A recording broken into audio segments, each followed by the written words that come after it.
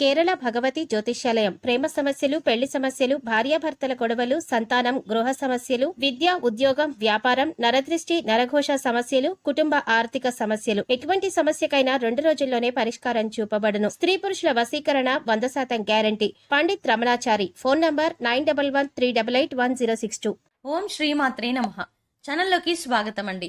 ఈ రోజు వీడియోలో మనం డబ్బులు ఖర్చు కాకుండా నరదృష్టి, నరఘోష పూర్తిగా తొలగించుకోవడానికి, అలాగే అధికంగా డబ్బును సంపాదించుకోవడానికి, ఆర్థిక సమస్యలు తొలగించుకోవడానికి అమావాస్య రోజున వృశ్చిక రాశి వారు ఎటువంటి చిన్న చిన్న పరిహారాలు చేసుకోవాలి అనే అంశం గురించి వివరంగా తెలుసుకుందాం. కానీ అంతకంటే ముందుగా మీరు గనక మన ఛానల్ని ఇప్పటి వరకు సబ్స్క్రైబ్ చేసుకోకపోతే వెంటనే సబ్స్క్రైబ్ చేసుకుని పక్కనే వచ్చిన బెల్ ఐకాన్ నొక్కి ఆల్ సెలెక్ట్ చేసుకుంటే మేము ఇలాంటి వీడియోస్ అప్లోడ్ చేయగానే ముందుగా మీ మొబైల్కి నోటిఫికేషన్ వస్తుంది. ఇక వివరాల్లోకి వెళ్ళిపోతే, హిందువులు సాధారణంగా అమావాస్యను అశుభమని భావిస్తారు. అలాగే ఈ అమావాస్య రోజున ఏ పని తలపెట్టినా ఆ పనులు పూర్తి కావు అంటారు. కానీ జ్యోతిష్య శాస్త్రం ప్రకారం ఈ రోజు కొన్ని పనులకు అనుకూలమైనదని పండితులు చెప్తున్నారు. పూర్వీకుల ఆత్మశాంతి కోసం అమావాస్య రోజున తర్పణాలు వదులుతారు. ఇలాంటి పవిత్రమైన కర్మలు చేయడం వల్ల మీ పూర్వీకుల ఆశీస్సులు మీపై ఎల్లప్పుడూ ఉంటాయని, కుటుంబం ఎల్లప్పుడూ క్షేమంగా ఉంటుందని విశ్వసిస్తారు. అంతేకాకుండా పుణ్య ఫలితం లభిస్తుందని పండితులు చెప్తున్నారు. ముందుగా అమావాస్య రోజున ఎటువంటి చిన్న పరిహారాలు చేసుకోవడం వల్ల పితృదేవతల ఆశీస్సులతో నరదృష్టి, నరఘోష తొలగిపోతాయి తెలుసుకుందాం. ముఖ్యంగా దృష్టి దోషాలు ఉన్నట్లయితే కనుక మనం చేసే ప్రతి పనిలో ఆటంకాలు కలగడం, ఇంట్లో ఒకరి తర్వాత ఒకరికి అనారోగ్య సమస్యలు తరచుగా వస్తూ ఉండడం, ఆర్థిక సమస్యలు, శుభకార్యాలు ముడిపడకపోవడం, ఇలాంటివి చూస్తూ ఉంటాం.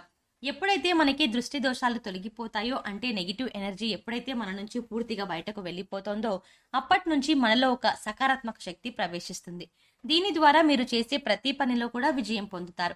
పురాణాల ప్రకారం వైశాఖ అమావాస్య రోజున విష్ణువుని పూజించే సాంప్రదాయం కూడా మనకి కనబడుతుంది. ఈ రోజు శ్రీహరిని ఆరాధించడం వల్ల మోక్షం కలిగి, నరదృష్టి కలిగి, అలాగే నరఘోష పూర్తిగా తొలగిపోతుంది. విష్ణువుని అలాగే పితృదేవతలు రావి చెట్టుపై నివసిస్తారని పెద్దలు చెప్తారు.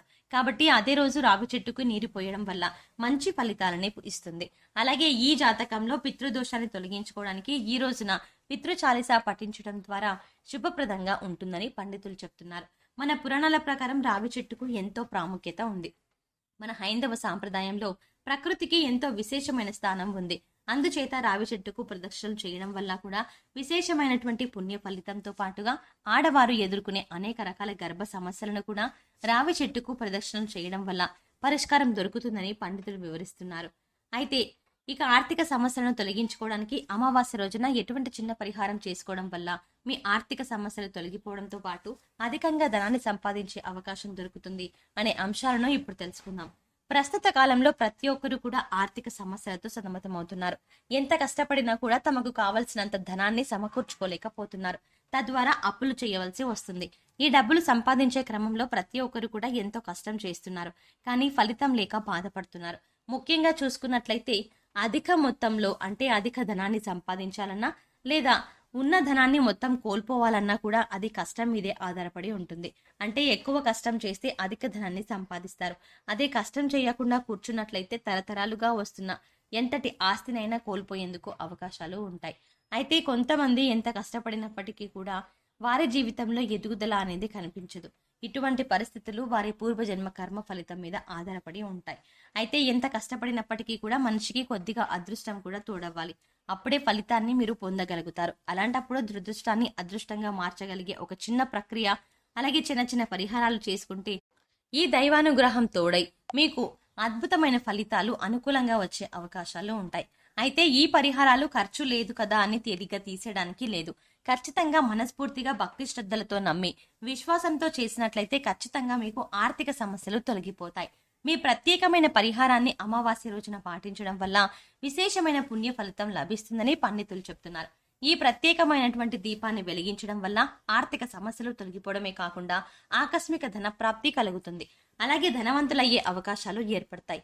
ముందుగా కూష్మాండ దీపాన్ని వెలిగించాలి. కూష్మాండము అంటే గుమ్మడికాయ. గుమ్మడికాయని మన పెద్దలు, పూర్వీకులు బంగారంతో సమానంగా చెప్తారు. అందుచేత శుక్రవారం నాడు గుమ్మడికాయని ఎవరికీ ఇవ్వకూడదు. పెద్దలు ఈ విషయాన్ని చెప్తూనే ఉంటారు. ఇక్కడ మళ్ళీ 2 రకాల గుమ్మడికాయలు ఉంటాయి. ఒకటి పసుపచ్చ గుమ్మడికాయ, ఒకటి ఆకుపచ్చ రంగులో ఉండే బూడిద గుమ్మడికాయ. ఈ పరిహారానికి ఆకుపచ్చ రంగులో ఉండే బూడిద గుమ్మడికాయని ఉపయోగించాలి. అలాగే బూడిద గుమ్మడికాయని అనారోగ్య సమస్యలకు కూడా మంచి ఔషధంగా చెప్తారు. బూడిద గుమ్మడికాయ జ్యూస్ తాగడం వల్ల కూడా అనేక రకాల ఆరోగ్య సమస్యలు తొలగించుకోవచ్చని ఆయుర్వేద శాస్త్రం చెబుతోంది. ముందుగా బూడిద గుమ్మడికాయని సగానికి 2 ముక్కలుగా కట్ చేసి అందులో ఉన్న గుజ్జు మొత్తం తీసేయాలి. ఇప్పుడు ఆ గుమ్మడికాయ ముక్కలు రెండింటికి కూడా లోపల పైన అంచులకి పసుపు రాయాలి. అయితే పసుపు అనేది చాలా శుభ సూచకం, మంగళప్రదం, అంతేకాదు లక్ష్మీదేవికి ఎంతో ప్రీతిపాత్రం.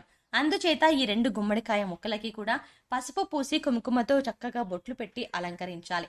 ఇప్పుడు 2 విస్తరాకులు తీసుకొని ఈ రెండింటిలో కూడా దొడ్డు ఉప్పు, కొన్ని ప్రాంతాలలో దీన్ని రాళ్ల ఉప్పు అని, గల్ల ఉప్పు అని పిలుస్తారు. ఈ ఉప్పుని 2 విస్తరాకుల్లో పోసి అందులో ఈ 2 గుమ్మడికాయ ముక్కలను పెట్టాలి. ఇప్పుడు ఆ గుమ్మడికాయ ముక్కల్లో రెండింటిలో కూడా నువ్వుల నూనె పోసి అఖండ వత్తులు వేసి దీపం వెలిగించాలి.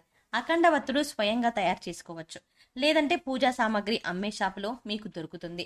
ఈ పరిహారం పూజా మందిరం దగ్గర చెయ్యాలి.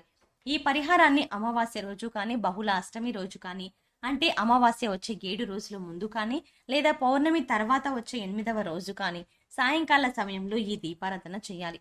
అయితే ఈ రోజుల్లోనే ఎందుకు ఇంత విశేషంగా ఈ పరిహారాన్ని చేయాలి అని చూస్తున్నట్లయితే, బహుళ అష్టమిని కాలభైరవాష్టమి అని కూడా అంటారు.